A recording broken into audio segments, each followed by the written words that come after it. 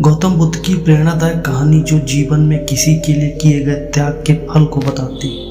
एक समय की बात है, एक लड़का था। वह एक साहूकार के यहाँ काम करता था। उसका गुजारा बहुत मुश्किल से चलता था। वह रात को अपने लिए 4 रोटी बनाता और खाता। कई दिन से उसकी एक रोटी कोई चुरा कर ले जाता। एक दिन उसने देखा कि एक मोटा सा चूहा आता है और उसकी रोटी लेकर चला जाता है। उसने उसे रोका और कहा, मैं बड़ी मुश्किल से 4 रोटी कमा पाता हूँ। मैं पहले से ही बहुत परेशान रहता हूँ। मेरी गरीबी कब दूर होगी और ऊपर से तुम मेरी रोटी उठा ले जाते हो। चूहा बोला, मैं तो अपनी किस्मत से खाता हूँ, और रही बात तुम्हारी परेशानी की तो इसका हल गौतम बुद्ध जी ही कर सकते हैं, परंतु वह बहुत दूर रहते हैं। लड़का बोला, अगर वह मेरी मुश्किल हल कर सके तो मैं दूर भी जाने के लिए तैयार हूँ। अपनी समस्या का समाधान पाने के लिए वह साहूकार से कुछ दिनों की छुट्टी लेता है और महात्मा बुद्ध से मिलने के लिए निकल पड़ता है। चलते चलते रात हो जाती है। उसे रात में रहने के लिए एक जगह चाहिए थी। उसने पास में ही एक हवेली देखी और हवेली का दरवाज़ा खटखटाया। हवेली से एक महिला बाहर आती है। वह लड़का उसको बताता है, मुझे महात्मा बुद्ध से मिलने जाना है और रास्ता बहुत लंबा है। क्या मैं यहाँ एक रात के लिए रुक सकता हूँ? हवेली की मालकिन बोली, हाँ तुम रुक सकते हो, लेकिन मेरी एक शर्त है। तुम्हें महात्मा बुद्ध से एक मेरा सवाल पूछना है। मेरी बेटी 20 साल की हो गई है पर वह बोलती नहीं। उनसे पूछना कि वह कब बोलेगी। लड़का बोला, ठीक है, मैं महात्मा बुद्ध से आपके प्रश्न का उत्तर जरूर पूछूंगा।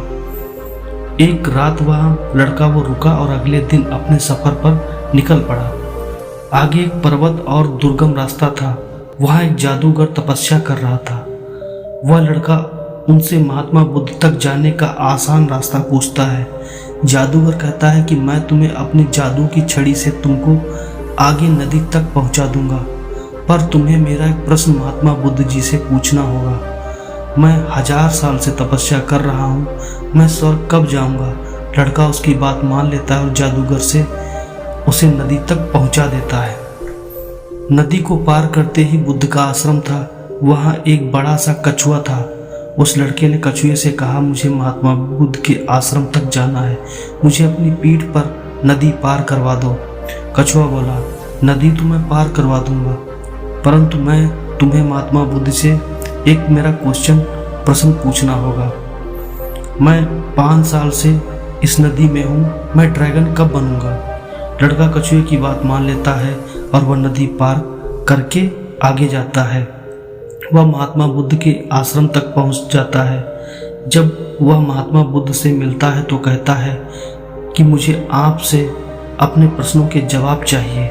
महात्मा बुद्ध जी कहते हैं, ठीक है, लेकिन मैं केवल 3 सवालों का ही जवाब दूंगा।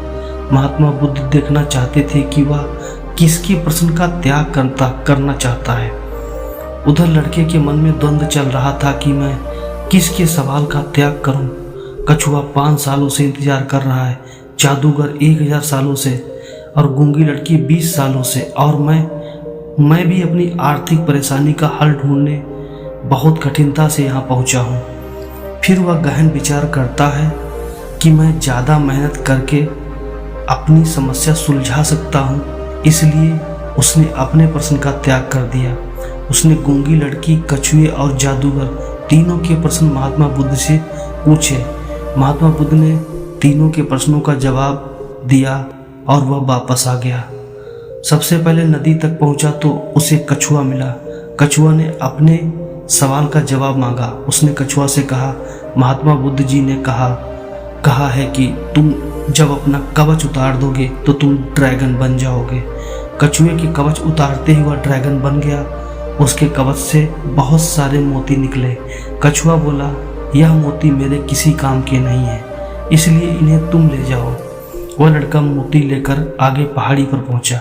वहां जादूगर मिला। उसने अपने सवाल का जवाब मांगा। लड़के ने जादूगर से कहा, महात्मा बुद्ध जी के अनुसार तुम अपनी जादू की छड़ी छोड़ते ही स्वर्ग जा सकते हो। वैसा ही हुआ। जादूगर ने जाते जाते लड़के से कहा, यह जादू की छड़ी मेरे किसी काम की नहीं, इसे तुम ले जाओ। लड़के ने छड़ी ले ली और आगे चल पड़ा। चलते चलते वह हवेली तक पहुंचा। हवेली की मालकिन ने अपने सवाल का जवाब मांगा। लड़का बोला कि आप अपनी बेटी की शादी करवा दीजिए, वह शादी करने के बाद बोलने लगेगी। हवेली की मालकिन बोली, तुम महात्मा बुद्ध से उत्तर लेकर आए हो, इसलिए तुम ही मेरी बेटी से शादी कर लो। लड़के और लड़की ने एक दूसरे को पसंद किया और उनकी शादी कर दी गई। शादी होते ही लड़की बोल पड़ी। इस तरह लड़के ने तीनों लोगों की मुश्किलों को देखकर अपने सवालों का त्याग किया। उसे त्याग के फल के मोती के रूप में पैसा, छड़ी के रूप में शक्ति और एक रूपमान स्त्री मिल गई। यह कहानी यह हमें बताती है कि मदद के लिए ज़्यादा साधनों की ज़रूरत नहीं और त्याग का फल हमेशा मिलता ही है। दोस्तों, अगर ये कहानी आपको अच्छी लगी है तो प्लीज़ मेरे चैनल को लाइक, सब्सक्राइब और कमेंट शेयर ज़रूर करें।